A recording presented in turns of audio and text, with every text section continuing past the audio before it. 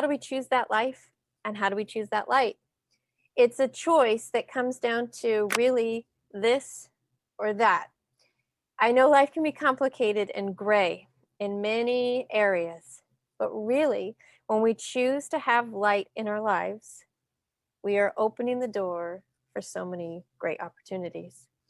That also means that the darkness is behind you. Just like anything that casts a shadow, use the object with light here, there will be darkness behind.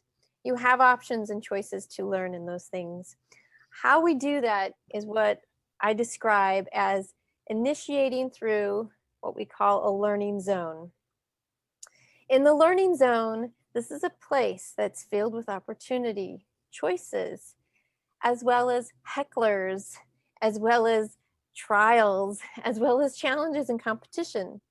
But in your learning zone, that is where you obtain ultimate growth. And in that growth, you start to learn about this opposition again. You learn who the enemy is. And I have a name and a label for this enemy in life, and I call it the shame shadow. And in shame, this negative voice that's within our head that many of us have felt and know the impact of, whether that started young as a child or older as an adult, maybe it just got louder. The shame shadow makes sure to always dig up and throw up all of the bad stuff that's happened in your life. Maybe the things that you had no control of. Well, they'll make sure that that negativity helps to become possibly your fault. Maybe the negative choices that you made in your life, whether that was with possibly addictive substances, or maybe you placed yourself in a friendship that was not going to be good or accessible or any healthy positively at all. So when you start to know that this negative voice, this shame shadow, is constantly there behind you, you can make a choice to listen to it, to accept the negativity, and to watch it drain your light. Or you can make the shift and start to combat it by choosing the light in front of you. The heart of all of this comes in what I call a comfort cage. Many of you out there call it a comfort zone. Well, in your comfort zone, we think, oh, this is better. I like how this feels here. Things are just fine. Or really, they're not.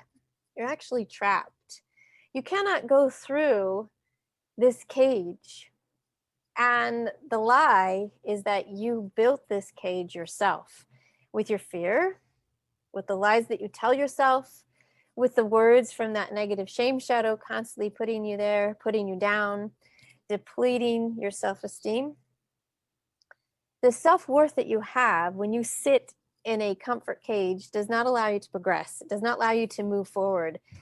And you essentially are stuck and you start to waste. The comfort cage is there as a lie. We think, oh, okay, things are better in this place. Really? Are they? Are you improving? Are you stretching? Are you growing? No. You're sitting in things that are unhealthy, that possible relationships with yourself, with others, maybe even a spouse, maybe at work with the world. This comfort cage is not there for you to stay in. Please open the door and enter your learning zone, because come what may, it will come. And you have the choice to love it or not. Your soul exposure is the vulnerability that happens within this place. Your vulnerability is a place where you can see your weaknesses, and in a learning zone, they can become your strengths. For myself, I have a lot of emotions that usually I wear on my sleeve. And some people think that can be something that they can pull or manipulate or try to trigger. And I would then, in the past, think, see, I am weak. I'm too emotional. And then the word and phrase, I can't, I can't, I can't comes in. Well, who's winning with I can't? The shame shadow and the darkness. So when I start to actually hear myself think these thoughts, either through journaling or talking out loud as I walk, I suddenly realize, wait, that's not my voice. That's that negative voice that's constantly trying to tear me down. So in my vulnerable moment, I have a choice to make my weaknesses become their strengths. It's not weak that I have emotions. It's not weak that I can feel and empathize with others. It's not weakness. I can make that my strength. With strong boundaries, anything is possible. And so walking through that vulnerability allows you to love whatever came your way.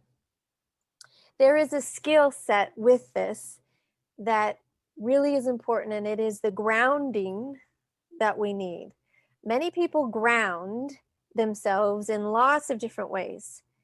There can be things of, maybe you need to physically touch something and feel it to know that I'm here, I'm safe, and kind of get out of your mind. That's fine. Some have religious views that help to ground them. That's fantastic.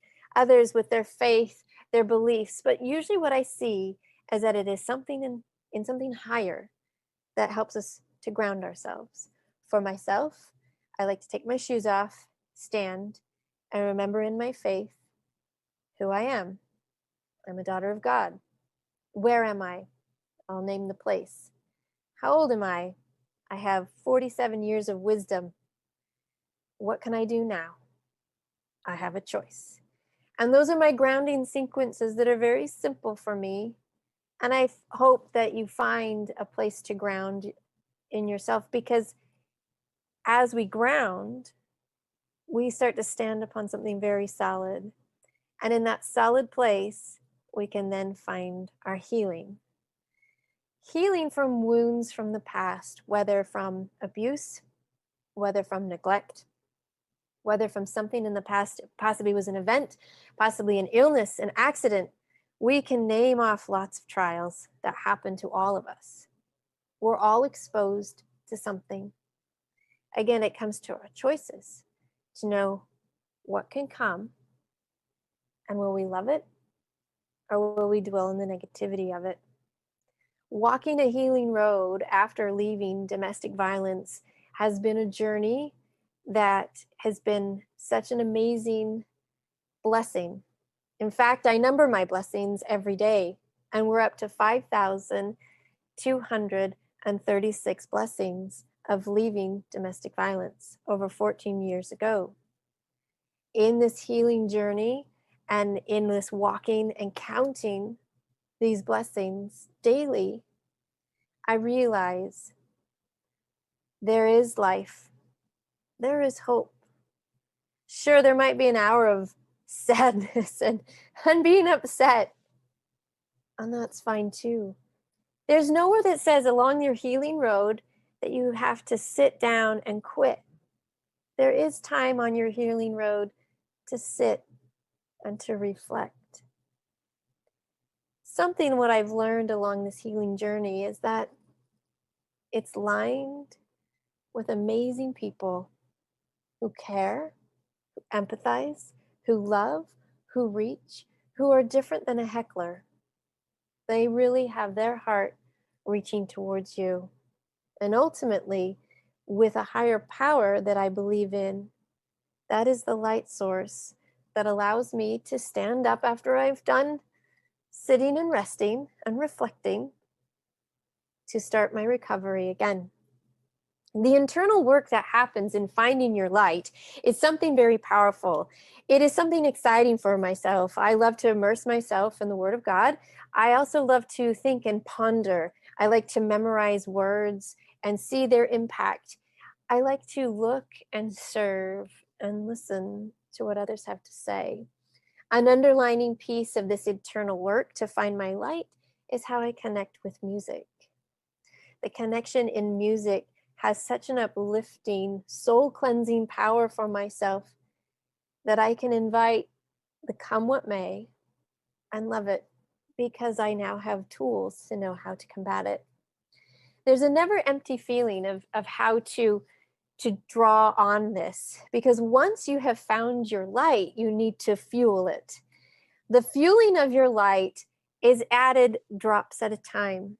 Some of you might be familiar with a Bible story about 10 virgins and how they would fill their oil lamps, and the 5 who were foolish who did not fill their oil lamps.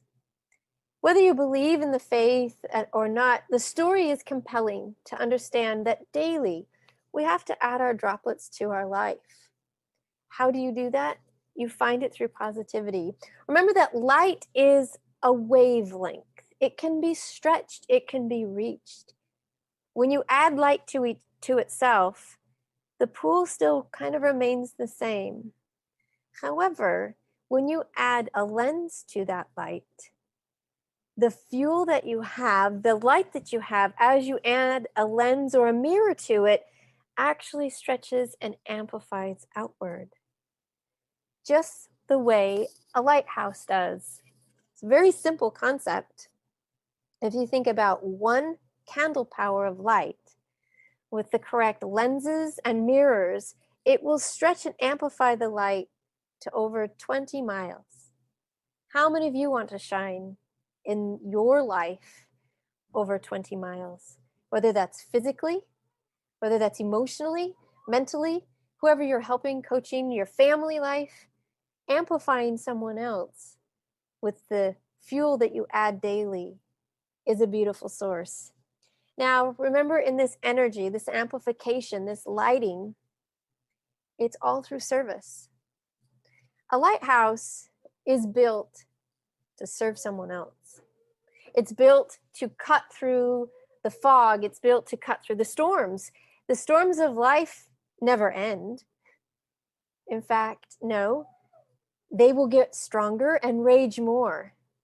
But if you are foundationally sound and have your light and fuel it daily and reach out by serving, you can honestly say, come what may, and love it, because you are there. Now, there are times when your lens has to be polished and cleaned. Life happens to you as well. There are times when the fuel source might start to dim. You need to make sure you add to it. But the service that you give to other people is the light that helps others out of their darkness. You can be that pinpoint of light that a mariner sees clear out in a storm. It's just one tiny hope. And as they draw closer to it, the beam starts to build and stretch, and soon it becomes a beacon. And so again, you can come what may and love it, because you're in that true service to help others out of their darkness. Notice one more time that the lighthouse is foundationally grounded. It itself lives in a learning zone with weather happening, but yet it's grounded. It itself, as the beam switches around, there's always darkness as a complete opposition on the other side of it. It still stands, it still is strong, it's not denying that. It leaves its comfort cage in the sense of stretching out no matter what the weather, no matter what the circumstances are. It is grounded, strong on a rock. Its vulnerability are the glass mirrors that are all around it. They can shatter at times, but there's replacement and there is healing in our internal work. Once a light source is discovered, fueling it, amplifying it through the service of others is what I feel that life is really for. So come what may and love it. Thank you, everyone.